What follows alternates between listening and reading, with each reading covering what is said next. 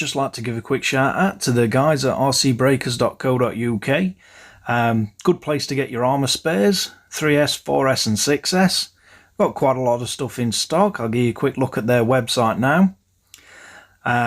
Some things just out of stock at retail, and these have got them. Some things you're just saving a hell of a lot of money.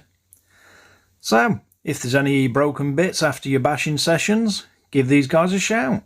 Right, let's get on with video. Hi YouTube, welcome back to Wtf Rc Cars. So we got something for Dragon Hammer this time. Not had Dragon Hammer on for quite a while, so thought we'd upgrade something. So we've got this absolutely ginormous solid aluminium rear axle, and this is in two pieces rather than the multi-piece plastic and aluminium. Hopefully this will all fit. I think we've got some bearings hiding in there as well. So first thing we're going to do is get this ginormous thing stripped apart and see what we get inside. So let's crack on. Right, so that's the order that the screws go back in. Then you get a new pack of bearings. So there's 4 of the larger ones, which I believe go there, there, there and there. Then you've got 1 of the larger ones with a smaller diameter for that side and a smaller one for the input side. So moving along to Dragon Hammer, we have the screws inside there that we need to get, and we need this plate removing. So first off, I'm gonna remove this plate, and then that should let us get to that'll get that free. Then we've got these to remove so we can get to the screws in there, and then we've also got to release the drive shaft input drive, so we've got to get that off as well. I'm not looking forward to trying to get them out.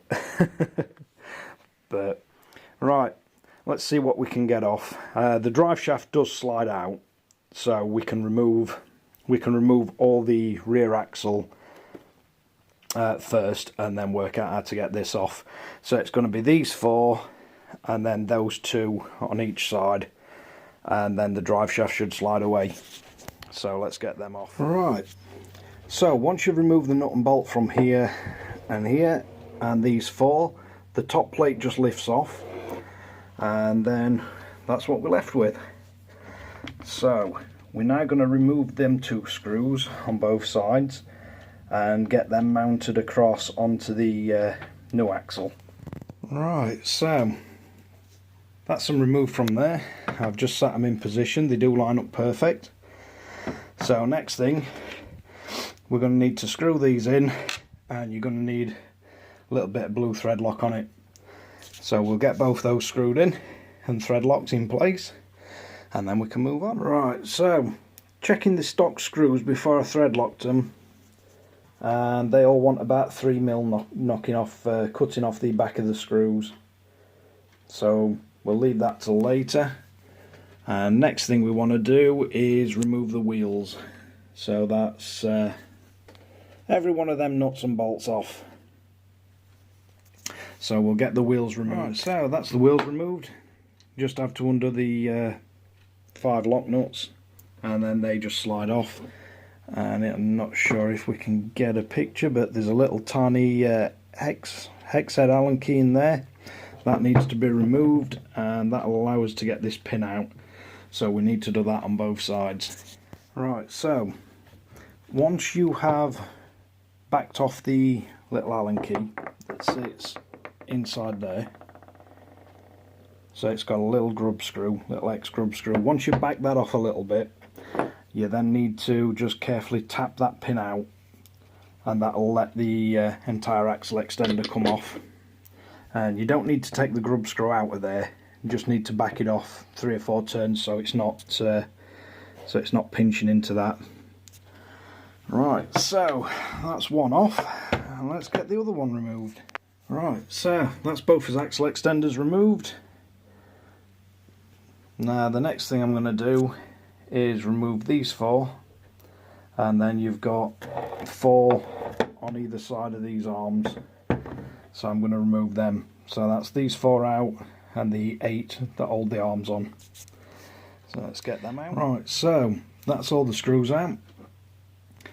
And basically you've got your drive shafts in there and they'll slide out, and it seems though we've got new bearings. I might see if these will fit, because these are still in pretty good condition, but you've got a bearing sat right down inside there and one on the end. So I'm going to see how close these are to the new bearings that came with the new case, and if they're the right size I'll just reuse them, and then I've got a bunch of spares. If not, then I'll have to fit them. This case does split in half, so you've got 4 more screws down in here to get the diff out. So I'm going to try and remove the shafts and the bearings, and then I'm going to take these 4 out of here, and that should split the diff housing in half and let us get to the actual diff itself. Right, so after looking at them, the outer bearings are the same, so you can reuse your old outer bearings, but the inner ones are a lot bigger. So you might as well leave the stock bearings in there. They're absolutely fine. So that's the position they're going to sit in, towards the, with the bearing towards the little cutouts.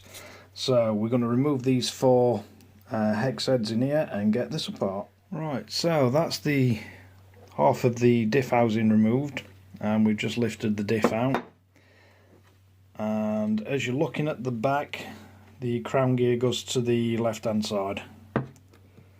So now we've got to get these retaining pins out of here, which is going to be interesting.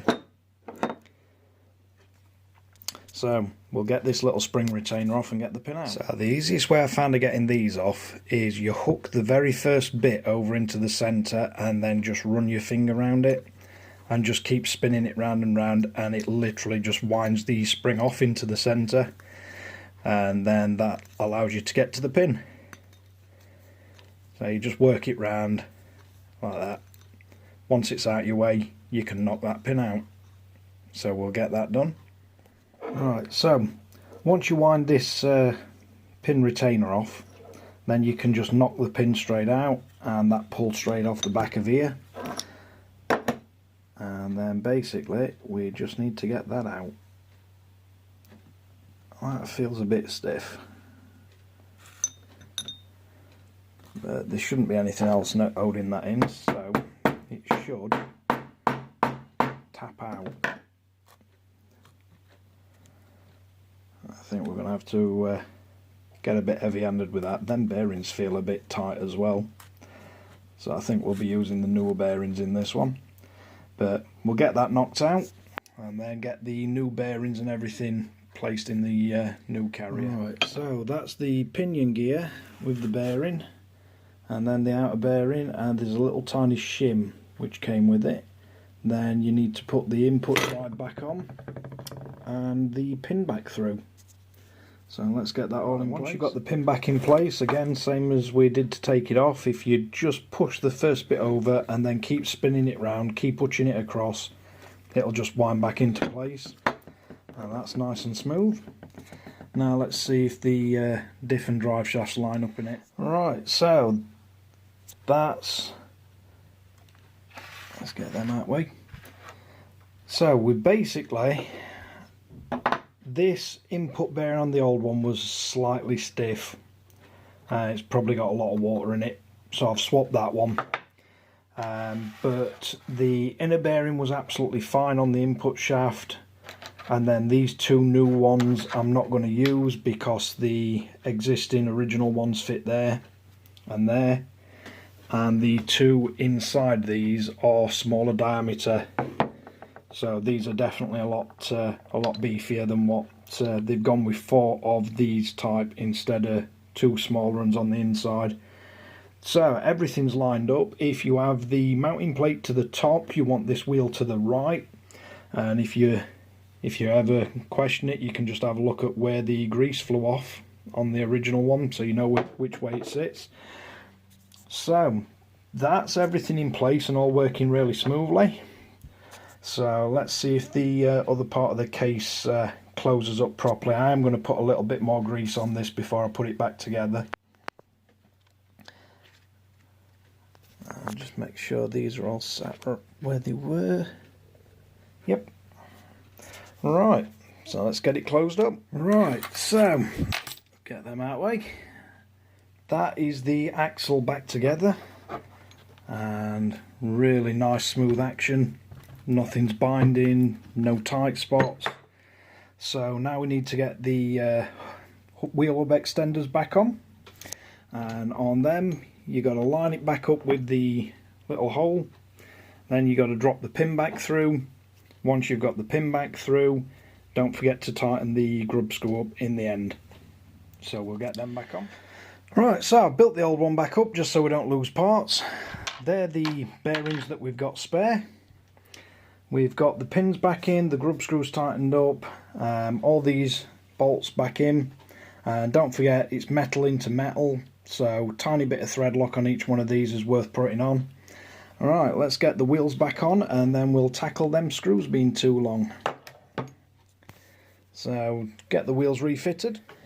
Right, so, trying to get you a good shot of this, but whether I do or not.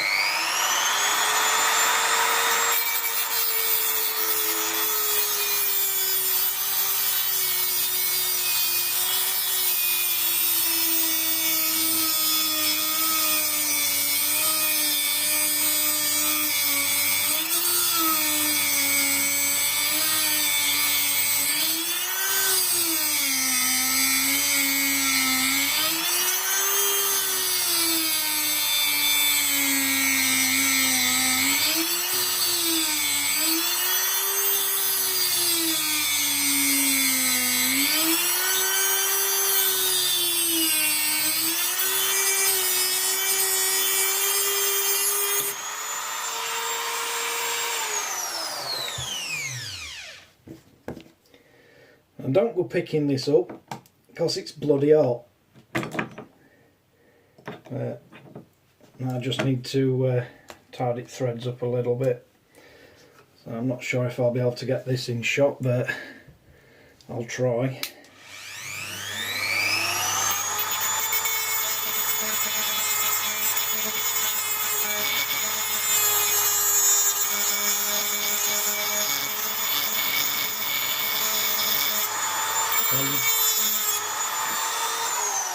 You just need the beginning bits of the threads to be really clean, because they are going to be screwing into aluminium.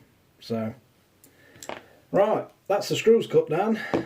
Let's get it fitted back on the, what are they? Trailing arm mounting brackets, I suppose. Right, so newly shortened screws, don't forget your thread lock. And they fit in perfect. I only took about maybe 2-3 mil off them. And it's just because the aluminium's a lot stronger than plastic, so it doesn't need to be as deep on it. Right, if you're wondering which way round these go, if you've run your car you'll see little tiny marks on them, but basically they both angle in like that. So looking at it from the top, you can see you've got your little cutout so you can get to your screws, but basically that's the way it's going to sit on car. So if you've got it facing you with the Dragon Hammer logo and you tilt it up, they both want to be angled in. Right, let's get this fitted back on Dragon Hammer. So I think what I'll do first, I'll line the drive shaft up, slide that in, then get these two ends in and then drop that into position. Right, so assembly wise, easiest way I've found is get the drive shaft lined up, then get these 4 bolts in. That'll at least hold the rear end for you. When you're putting these back in, they're quite a tight fit, so if you get it lined up and then just get a screwdriver down the side and just slightly pry it to open it up, they'll pop straight in. You need to make sure that everything's running smooth, so check your diff for operation, quick tighten up across all these nuts and bolts, make sure everything's on. Make sure you've got no play in either end, and then if you hold one of the wheels and roll the other forward, you should get the wheels rolling forward on the front, if that makes sense. So if you roll this one forward but lock this one, the two front wheels will start to rotate forward, and then at least you know you've got your diff in the right way round. But that's it.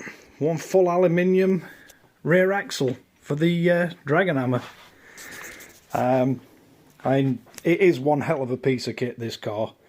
And bearing in mind, without the engine, the actual rolling chassis is around £845 from RC Models. And there's only this rear axle that I've upgraded. So all the rest of this is completely factory stock. And when you look at the sheer amount of aluminium you get on it, and the thickness of chassis and everything, it's one of the reasons why I look at the likes of the Traxxas UDR at over or around £1,000, and all this is plastic on it. And although they say it's a large scale car, the UDR, it's not quite as big as a Dragon Hammer.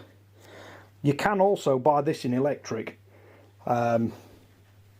So it does kind of spoil you once you've had one of these FID Racing Dragon Hammers, be it the petrol engine or the electric version of it. You do kind of look at a lot of the Traxxas and arrma cars and think, why are they so expensive? Because I've got a whole lot of plastic and not a lot of aluminium. But yeah, it's all fun. But thanks again for watching Wtf Rc Cars. If you like and subscribe, don't forget to hit the notification bell. There is a link in the description to where you can get these. In the UK it'll be RC Models. Rest at World you can get it on AliExpress. I'll try and find both links out for you. And catch you guys again next time.